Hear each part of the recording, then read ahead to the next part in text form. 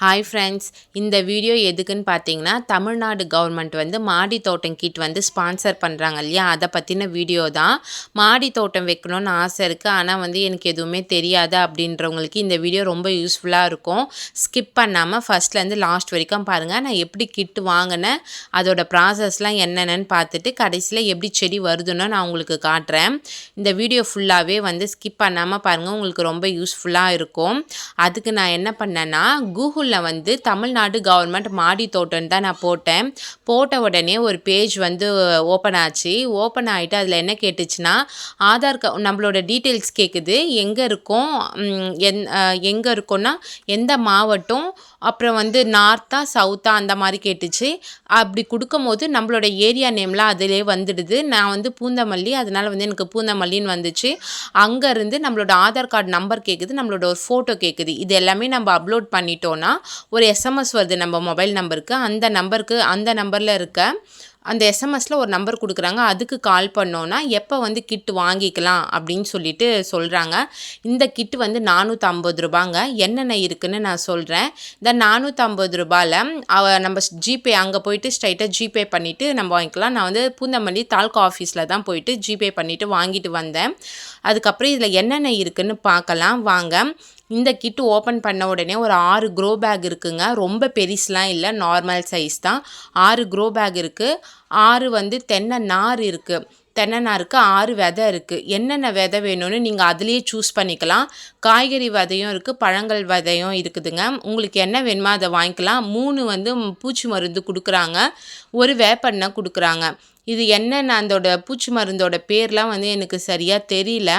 ஆனால் வந்து 2 200 gram, 2 300 gram, 1 வந்து 200 கிராம் கொடுக்குறாங்க. வாங்க இது எப்படி செய்கிறதுன்னு பார்க்குறேன். எனக்குமே இது தெரியாது. எங்கள் மாமனாருக்கு எக்ஸ்பீரியன்ஸ்ன்றதுனால அவர் தான் எனக்கு சொல்லி கொடுத்தாரு எப்படி பண்ணணுன்ட்டு. நீங்கள் வீட்டில் இடம் இருக்குன்னா கீழே கூட தரையில் கூட இதை போடலாங்க. ஆனால் எனக்கு ஸ்பேஸ் இல்லை, மாடியில் இடம் இருக்குன்றவங்க கண்டிப்பாக இந்த வீடியோ வந்து உங்களுக்கு யூஸ்ஃபுல்லாக இருக்கும். இதுக்கு நான் என்ன பண்ணிக்கிட்டேன்னா, ஃபஸ்ட்டு வந்து ஒரு 4 வந்து தென்னை நார் வந்து எடுத்துக்கிட்டேன். மொத்தத்தையும் நான் எடுக்கலை. ஏன்னா வந்து 4 போட்டதே வந்து இந்த 6 க்ரோ பேக்குக்குமே பத்திர மாதிரி தான் வந்துச்சு. ஃபஸ்ட் இது ரொம்ப கெட்டிமாக இருக்குங்க. இதை வந்து நீங்கள் நல்லா உடச்சி போட்டுக்கோங்க. இந்த ப்ராசஸ் நீங்கள் பண்ண ஸ்டார்ட் பண்ணி 10 நாள் கழிச்சு தாங்க செடி வைக்க முடியும். இன்றைக்கி கிட்டு வாங்கி நாளைக்கே வச்சிடலாம் அப்படின்னு நினைக்காதீங்க. அப்படி வைக்க முடியாது. ஃபஸ்ட்டு வந்து அதில் இன்ஸ்ட்ரக்ஷன் எல்லாமே கொடுத்துட்றாங்க. எப்படி பண்ணணுன்ற இன்ஸ்ட்ரக்ஷனும் அதில் கொடுத்துட்றாங்க. நீங்கள் வந்து இன்ஸ்ட்ரக்ஷன் படித்தும் சிலருக்கு புரியாது இல்லையா, அவங்களுக்கு இந்த வீடியோ ரொம்ப யூஸ்ஃபுல்லாக இருக்கும். ஃபஸ்ட்டு வந்து நம்ம வீட்டில் இருக்கிற ஒரு பெரிய டபரா இல்லைன்னா அன்னக்கூடை பெருசாக உங்ககிட்ட எண்ணெய் இருக்கோ அதை எடுத்துக்கோங்க. அதில் வந்து ஒன்றா இந்த தென்னை நார் வந்து ரொம்ப டைட்டாக இருக்குது. அதை வந்து நாங்கள் அருவாள் வச்சு தான் கட் பண்ணி போட்டோம். அந்த மாதிரி குட்டி குட்டியாக கட் பண்ணி இந்த மாதிரி போட்டுட்டு தண்ணி நிரப்பி ஃபுல்லாக ஊற வச்சிடணுங்க. ஊற வைக்கும் போது இது நல்லா உப்பி வருது. எங்களுக்கு இது பத்தலை. நாங்கள் இன்னொரு பக்கெட்டு ஒன்று எடுத்து அதுலேயுமே ஊற வச்சோம். 4 தான் எடுத்தோம், மிச்சம் 2 எடுத்து வச்சுருக்கோம். இந்த 4மே வந்து போதுமானதாக இருந்தது. 6 க்ரோ பேக்குக்குமே எடுத்துகிட்டு நல்லா தண்ணி போட்டு 1 டே ஃபுல்லாக ஊற வைக்க சொல்கிறாங்க. நாங்கள் ஈவினிங் டைம் போல் இதை ஊற வச்சோம். மறுநாள் காலையில் ஒரு 11 மணி போல் தான் எடுத்து மாடியில் காய வச்சோம். நைட்டு ஃபுல்லாக இது வந்து ஊறணுங்க. நல்லா ஊற வச்சுக்கோங்க. நல்லா இப்படி அழுத்தி விட்டு ஊற வச்சுக்கோங்க. நல்லா ஊறி வரணும். இந்தமாதிரி வெள்ளை கலரில் இருக்குது பார்த்தீங்களா, அப்படிலாம் இருக்கக்கூடாது. ஃபுல்லாகவே நனைஞ்சிருக்கணும். இது பத்தாமல் பாருங்கள், நாங்கள் இதுலேயும் ஊற வச்சுருக்கோம். நல்லா ஊறும் போது இது நல்லா உப்பி வருது மேலே. அதுக்கேற்ற மாதிரி நீங்கள் பார்த்து ஊற வச்சுக்கோங்க. நல்லா அழுத்தி ஊற வச்சுக்கோங்க. ஊற வச்சுட்டு இப்போ என்ன பண்ணலான்னா, இதை ஃப்ரீயாக அப்படியே விட்டுட்டு மறுநாள் காலையில் வந்து பார்ப்போம். மறுநாள் காலையில் ஊற வைக்கும் போது நான் இல்லை, அத்தையும் மாமா தான் ஊற வச்சுருக்காங்க. இப்போ என்ன பண்ணோன்னா, ஊற வச்ச கையோடு நம்ம வந்து அதை ஃப்ரீயாக விட்டுருங்க, எதுவுமே பண்ணாதீங்க. மறுநாள் காய வச்சுட்டாங்க மாடியில். நல்லா வந்து இது காயணும். 7-8 நாள் கிட்ட வந்து ஈரமாகவே இருந்தது. மழையும் வர ஆரம்பிச்சிச்சு எங்களுக்கு நடுவில். அதனால் வந்து காய வச்சு நைட்டில் எடுத்து வச்சுட்டோம். பனியில் திரும்ப ஈரமாக போகுதுன்ட்டு எடுத்து வச்சுட்டு கூட வந்து கொஞ்சம் மண் எடுத்துக்கிட்டோம். பக்கத்தில் எங்களுக்கு கொஞ்சம் மண் கிடச்சிது, அது எடுத்துக்கிட்டோம். உங்களுக்கு பக்கத்தில் மண் எதுவும் கிடைக்காதுன்னா செடியெலாம் வளர்ப்பாங்க பார்த்தீங்களா, அங்கே வந்து செம்மண் கிடைக்கும். அவங்கக்கிட்ட வந்து ஒரு அரை மூட்டை வந்து வாங்கிக்கிட்டு வந்துடுங்க. ஒரு 200 ரூபா இருக்கும்னு நினைக்கிறேன். வாங்கிட்டு வந்து இந்த நம்ம ஊற வச்சு காய வச்சுருக்கோம் இல்லையா, அது நல்லா காஞ்சி தூளாகிடும். அது கூட வந்து நீங்கள் அந்த செம்மண்ணை கலந்துக்கோங்க. செம்மண்ணை கலந்துட்டு நாங்கள் என்ன பண்ணோன்னா, செம்மண்ணை கலந்து ஒரு 2 நாள் வந்து காய வச்சுட்டு, அதுக்கப்புறமா அந்த 200 கிராம் 300 கிராம் ஒரு மருந்து இருக்குன்னு சொன்னேன் பார்த்தீங்களா, அதில் வந்து 200 கிராம் அளவு எடுத்து இந்தமாரி தூவி விட்டுக்கிட்டாரு எங்கள் மாமனார். அவர் என்ன சொன்னார்னா, இன்ஸ்ட்ரக்ஷனில் என்ன இருக்குன்னா, தண்ணியில் கரைச்சி ஊற்றுங்க அப்படின்னு இருந்தது. நான் அவர்கிட்ட சொன்னப்போ என்ன சொன்னேன்னா, அது வந்து நிலத்துக்கு தான் செட் ஆகும். நிலத்துல நம்ம போடும்போது பெரிய இதுவாக இருக்கும். அப்போ வந்து நம்ம தண்ணியில் கரைச்சி தெளிக்கும் போது கரெக்டாக இருக்கும்.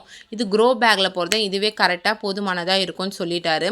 அதனால் 2 300 கிராம் இருக்குது பார்த்தீங்களா, அதை வந்து கொஞ்சம் கொஞ்சமாக நான் கட் பண்ணி கொடுத்தேன். அவர் வந்து அதை நல்லா வந்து ஒன்று ஒன்றா வந்து இந்த மாதிரி கொஞ்சம் கட்டி கட்டியாக இருக்குது அது எல்லாமே இது பண்ணி நல்லாவே வந்து எல்லா மண்ணிலுமே படுற மாதிரி இந்த மாதிரி தூவி விட்டுக்கிட்டோம் ஃபஸ்ட்டு. அதுக்கப்புறம் தான் வந்து கலந்து விட்டோம். 200 கிராம் இருக்குது பார்த்தீங்களா, அது வந்து 100 கிராம் அளவுக்கு எடுத்துகிட்டு தூவி விட்டுக்கிட்டோம். மிச்சத்தை வந்து எடுத்து வச்சுக்கலாம். ஏன்னா நம்மக்கிட்ட வந்து இன்னும் 2 தென்னை நார் இருக்குது. மிச்சம் மருந்தெல்லாம் வந்து இன்னொரு க்ரோ பேக் நம்ம தனியாக வாங்கி கூட அதை வச்சுக்கலாம். பாருங்கள் எவ்வளோ உதிரி உதிரியாக இருக்குது பாருங்கள். இப்போ வந்து என்ன பண்ணோன்னா, எல்லாத்தையும் சேர்ந்து கலக்க ஆரம்பிச்சிட்டோம். எல்லாத்தையும் சேர்ந்து கலந்துட்டு இதையும் வாரி வச்சுட்டோம். அன்றைக்கே நாங்கள் பண்ணல. இது வந்து மாட்டு சாண உரம். இது பக்கத்தில் மாடு இருக்கிறதுனால அங்கே போயிட்டு நாங்கள் கொஞ்சம் மாட்டு சாணம் உரம் எடுத்துகிட்டு வந்தோம். அதில் ஈரமாக இருக்குது, ஈரமாக போட வேணான்னு சொல்லிட்டு மண்புழுலாம் வேறு நிறைய இருந்தது. அதில் ஈரமாக போட வேணான்னு சொல்லிட்டு என்ன பண்ணோன்னா, அதை ஒரு 2 நாள் காய வச்சு செடி வைக்கிற அன்னைக்கு அது நல்லா கல் வச்சு நல்லா நசக்கிட்டு அதையும் சேர்ந்து நாங்கள் கலந்துக்கிட்டோம். என்ன பண்ணாருன்னா, ஃபஸ்ட்டு வந்து நம்ம ரெடி பண்ணி வச்சுருக்கோம் இல்லையா மருந்து கலவை, மருந்து மணல் இல்லை அதான் செம்மண், ஏதாவது நாங்கள் வந்து வீட்டுக்கிட்ட இருக்க மண் போட்டோம். செடி வளர மண் தான் மருந்து.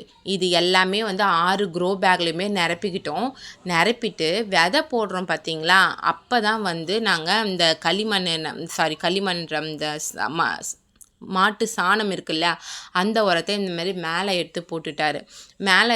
மேலே தான் போடணும், அப்போ தான் கரெக்டாக இருக்கும் அப்படின்னு சொன்னார். நல்லாவே வந்திருக்குங்க செடி பாருங்கள்.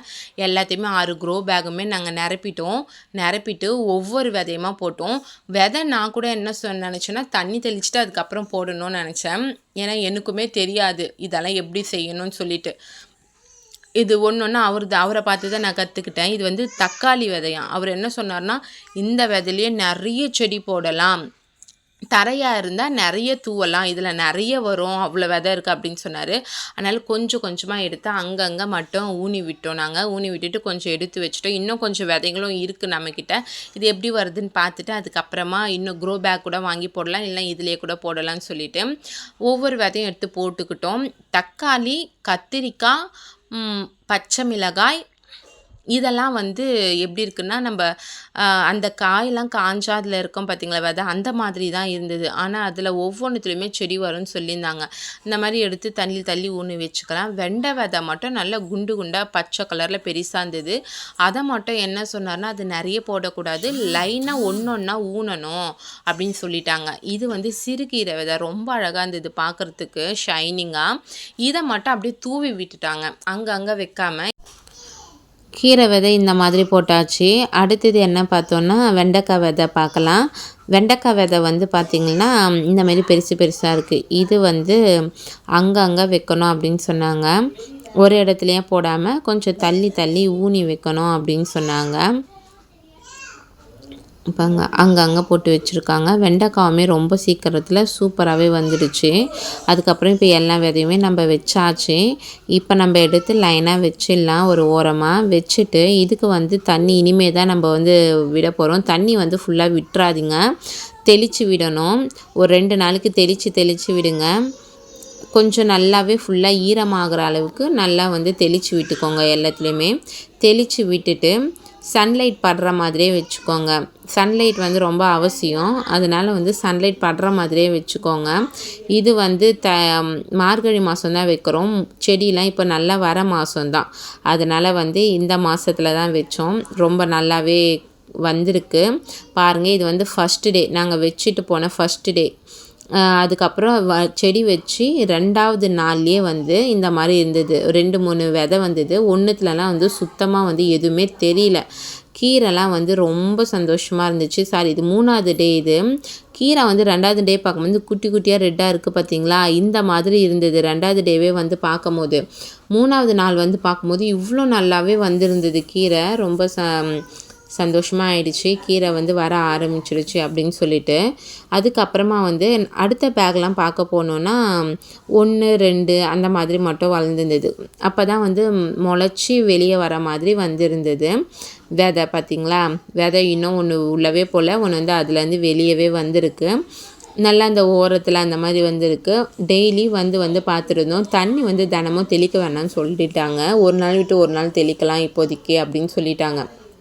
நடுவில் கொஞ்சம் மழையும் வந்துடுச்சு. அதனால் இதிலலாம் வந்து எந்த அறிகுறியுமே தெரியல. இது வந்து செடி வச்சு 4th டே பாருங்கள், நல்லாவே டிஃப்ரென்ஸ் தெரியுது. இதில் கொஞ்சம் தண்ணியெலாம் காஞ்சிருக்கு. கீரை பாருங்கள் ரொம்ப சூப்பராக நல்லாவே க்ரோ ஆகிடுச்சு. இது பாருங்கள், வெண்டைக்காய் சூப்பராக வந்துடுச்சு. இது வந்து ஒரு செடி. இது எல்லாம் என்னன்னு தெரியல.